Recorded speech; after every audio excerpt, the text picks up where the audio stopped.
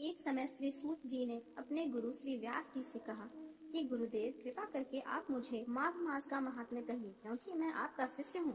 व्यास जी कहने लगे, रघुवंश के राजा दिलीप एक समय यज्ञ के स्नान के पश्चात पैरों में जूते और सुंदर वस्त्र पहनकर शिकार की सामग्री से युक्त कवच और शोभायमान आभूषण पहने हुए अपने सिपाहियों से घिरे हुए जंगल में जाकर खेलने के लिए अपनी नगरी से बाहर निकले।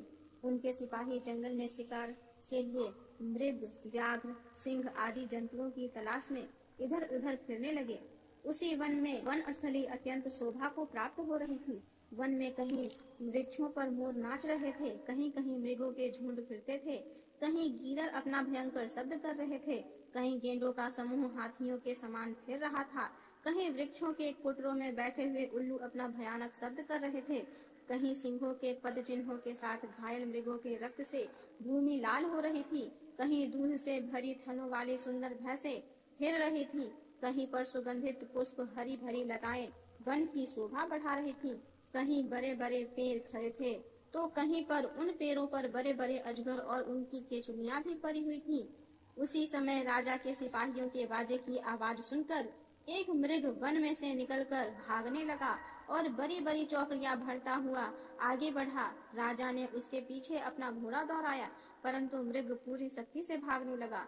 मृग कांटेदार वृक्षों के एक जंगल में घुसा और राजा ने भी उसके पीछे वन में प्रवेश किया, परंतु दूर जाकर मृग राजा की दृष्टि से ओझल होकर कहीं निकल गया।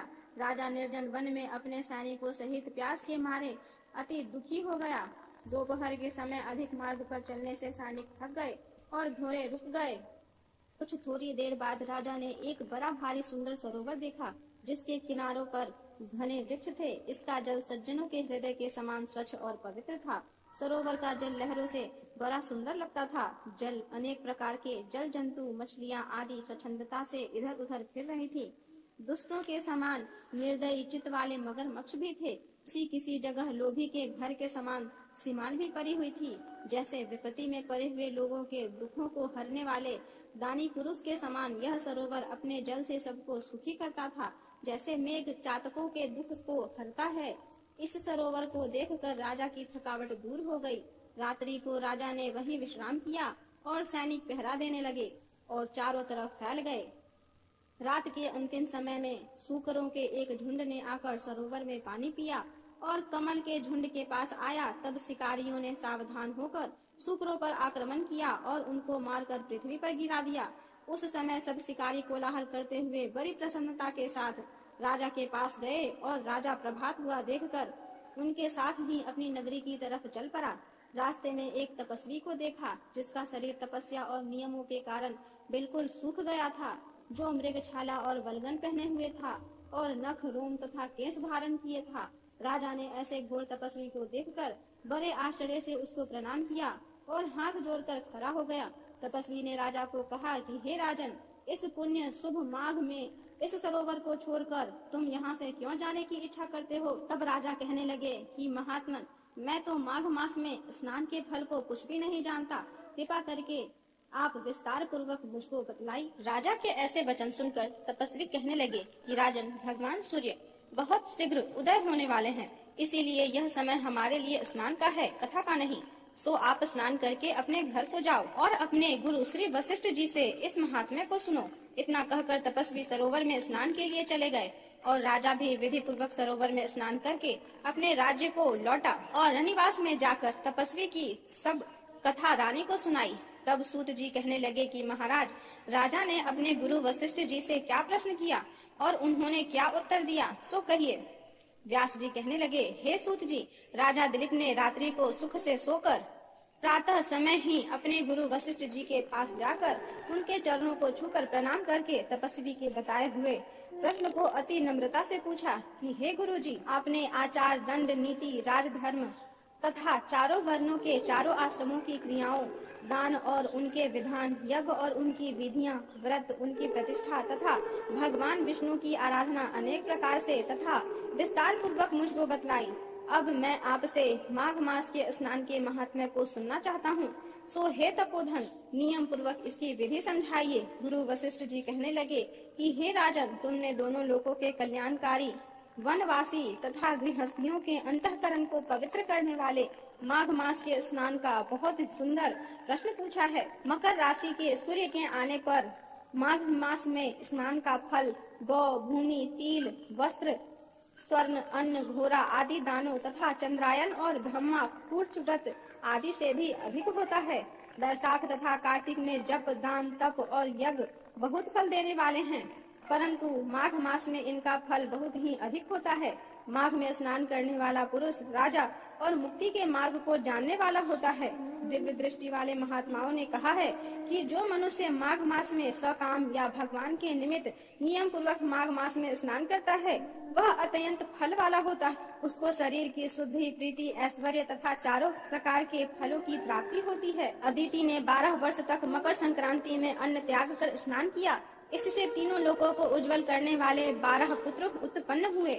माघ में स्नान करने से ही रोहिणी, सुभगा, अरुंधति दानशीला हुई और इंद्राणी के समान रूपवती होकर प्रसिद्ध हुई। जो माघ मास में स्नान करते हैं तथा देवताओं के पूजन में तत्पर रहते हैं उनको सुंदर स्थान, हाथी और घोड़ों की सवारी तथा दान को द्रव्य प्राप्त होता है और अतिथियों से उनका घर भरा रहता है और उनके घर में सदा वेद ध्वनि होती रहती है। वह मनुष्य धन्य हो जाता है जो माघ मास में स्नान करते हैं, दान देते हैं तथा व्रत और नियमों का पालन करते हैं और दूसरे पुण्यों के छीन होने से भी मनुष्य स्वर्ग से वापस आ जाता है। परंतु जो मनुष्य माघ मास में स्नान करता है वह कभी स्वर्ग से वापस नहीं आता। इससे बढ़कर कोई नियम, तप, दान पवित्र और पापनाशक नहीं है। भृगु जी ने मणि पर्वत पर विद्याधरों को यह कथा सुनाया था। तब राजा ने कहा कि ब्राह्मण, भृगु ऋषि ने कब मणि पर्वत पर विद्याधरों को उपदेश दिया था, सो बतलाइए। तब ऋषि जी कहने लगे कि राजन, एक समय 12 वर्ष तक वर्षा न होने के कारण, सब प्रजा छीन होने के कारण संसार में बड़ी उद्विग्नता फैल गई। हिमाचल और विंध्याचल पर्वत के मध्य का देश निर्जन होने के कारण श्राद्ध, तप तथा स्वाध्याय सब कुछ छूट गए। सारा लोक विपत्तियों में फंसकर प्रजाहीन हो गया। सारा भूमंडल फल और अन्न से रहित हो गया। तब विंध्याचल से नीचे बहती हुई नदी के सुंदर वृक्षों से आच्छादित अपने आश्रम से निकलकर श्री भृगु ऋषि अपने शिष्यों सहित हिमाचल पर्वत पर गए। इस पर्वत की चोटी नीली और नीचे का हिस्सा सुनहरी होने से सारा पर्वत पीताम्बरधारी श्री भगवान के सदृश लगता था। पर्वत के बीच का भाग नीला और पर्वत बीच में कहीं कहीं सफेद स्फटिक होने से तारों से युक्त आकाश जैसी शोभा को प्राप्त होता था। रात्रि के समय वह पर्वत दीपकों की तरह चमकती हुई दिव्य औषधियों से पूरित किसी महल की शोभा को प्राप्त होता था। वह पर्वत शिखाओं पर बांसुरी बजाती और सुंदर गीत गाती हुई किन्नरियों तथा केले के पत्तों की पताकाओं से अत्यंत शोभा को प्राप्त हो रहा था। यह पर्वत नीलम, पन्ना, पुखराज तथा इसकी चोटी से जब निकलती हुई रंग बिरंगी किरणों से इंद्रधनुष के समान प्रतीत होता था। स्वर्ण आदि सब धातुओं से तथा चमकते हुए रत्नों से चारों ओर फैली हुई अग्नि ज्वाला के समान शोभायमान था।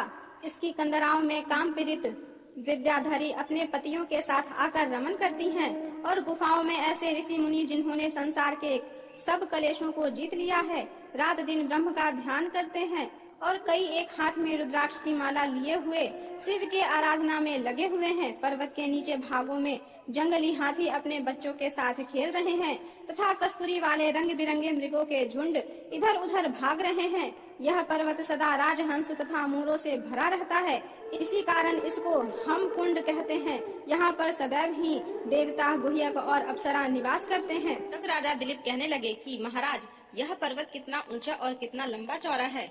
तब वशिष्ठ जी कहने लगे कि 36 योजन ऊंचा, ऊपर चोटी में 10 योजन चौड़ा और नीचे 16 योजन चौड़ा है, जो हरी, चंदन, आम, मदार, देवदार और अर्जुन के वृक्षों से सुशोभित है। दुर्भिक्ष से दुखी होकर इस सुंदर पर्वत को और फल फूलों से परिपूर्ण देखकर भृगु वहीं रहने लगे और यहाँ पर कंदराओं, वनों और उपवनों में बहुत दिनों तक तप करते हुए रहे। इस प्रकार जब भृगु ऋषि वहाँ पर अपने आश्रम पर रह रहे थे तो एक विद्याधर अपनी पत्नी सहित उतरा।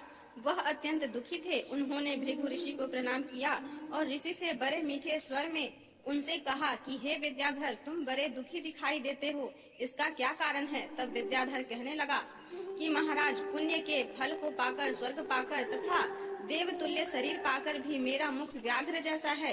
यही कारण मेरे दुख और अशांति का है। न जाने किस पाप का फल है।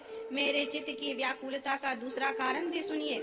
यह मेरी पत्नी अति रूपवती, मीठा वचन बोलने वाली, नाचने और गाने की कला में अति प्रवीण, शुद्ध चित्त वाली, सातों सुरों वाली, वीणा को बजाने वाली, जिसने अपने कंठ से गाकर नारद जी को प्रसन्न किया, नाना स्वरों के नाद से वीणा बजाकर कुबेर को प्रसन्न किया, अनेक प्रकार के नाच ताल से शिव जी महाराज भी अति प्रसन्न और रोमांचित हुए। शील, उदारता, रूप तथा यौवन में स्वर्ग की कोई अप्सरा भी इस जैसी नहीं है। कहाँ ऐसी चंद्रमुखी स्त्री और कहाँ मैं व्याघ्र मुख वाला। यही चिंता सदैव मेरे हृदय को जलाती है। विद्याधर के ऐसे वचन सुनकर तीनों लोगों की भूत, भविष्यत और वर्तमान की बात जानने वाले तथा दिव्य दृष्टि वाले ऋषि कहने लगे कि हे विद्याधर, कर्म के विचित्र फलों को प्राप्त होकर ज्ञानी पुरुष भी मुंह को प्राप्त हो जाते हैं। मक्खी के पैर जितना विष भी प्राण लेने वाला हो जाता है। छोटे छोटे पापों का फल भी अत्यंत दुखदायी हो जाता है। तुमने माघ मास की एकादशी का व्रत करके द्वादशी न आने तक शरीर में तेल लगाया, इसी पाप कर्म से व्याघ्र हुए। एकादशी के दिन उपवास करके द्वादशी को तेल लगाने से राजा पुरुरवा ने भी कुरूप शरीर पाया था। तब वह अपने कुरूप शरीर को देखकर दुखी होकर हिमालय पर्वत पर देव सरोवर के किनारे पर गया। प्रीति पूर्वक शुद्ध स्नान कर कुशा के आसन पर बैठकर भगवान कमल नेत्र, शंख चक्र गदा पद्म के धारण करने वाले, पीताम्बर पहने, वनमाला धारण किए हुए विष्णु का चिंतन करते हुए राजा पुरुरवा ने 3 मास तक निराहार रह भगवान का चिंतन किया। इस प्रकार 7 जन्मों से प्रसन्न होने वाले भगवान राजा के 3 महीने के तप से ही अति प्रसन्न हो गए और माघ की शुक्ल पक्ष की एकादशी को प्रसन्न होकर भगवान ने अपने शंख के जल से राजा को पवित्र किया। भगवान ने उसके तेल लगाने की बात याद दिलाकर सुंदर देवताओं का सा रूप दिया, जिसको देखकर उर्वशी भी उसको चाहने लगी और राजा कृत होकर अपनी पुरी को चला गया। भृगु ऋषि कहने लगे कि हे विद्याधर, इसीलिए तुम क्यों दुखी होते हो? यदि तुम अपना यह राक्षसी रूप छोड़ना चाहते हो तो मेरा कहना मानकर जल्दी ही पापों को नष्ट करने वाली हेमकूट नदी में माघ में स्नान करो। यहाँ पर ऋषि सिद्ध देवता निवास करते हैं। अब मैं इसकी विधि बतलाता हूँ। तुम्हारे भाग्य से माघ मास आज से 5वें दिन ही आने वाला है। पौष शुक्ल एकादशी से इस व्रत को आरंभ करो। भूमि में सोना, जितेंद्रिय रहकर दिन में 3 समय स्नान करके महीना भर निराहार रहो। सब भोगों को त्याग कर तीनों समय भगवान विष्णु का पूजन करो। जब तुम द्वादशी को शिव जी स्त्रोत और मंत्रों से पूजन करोगे तो तुम्हारा मुख देखकर सभी चकित हो जाएंगे और तुम अपनी पत्नी के साथ सुख पूर्वक क्रीड़ा करोगे। माघ मास के प्रभाव को जानकर सदा माघ में स्नान करो। पाप और दरिद्रता से बचने के लिए मनुष्य को सदा यत्न से माघ मास का स्नान करना चाहिए। स्नान करने वाला इस लोक तथा परलोक में सदा सुख पाता है। वशिष्ठ जी कहते हैं कि हे दिलीप, भृगु जी के यह वचन सुनकर वह विद्याधर अपनी स्त्री सहित उसी स्थान पर पर्वत के झरने में माघ मास का स्नान करता रहा और उसके प्रभाव से उसका मुख देव सदृश हो गया और वह मणिग्रीव पर्वत पर आनंद से रहने लगे। और भृगु जी भी नियम की समाप्ति पर शिष्यों सहित इवा नदी के तट पर आ गए।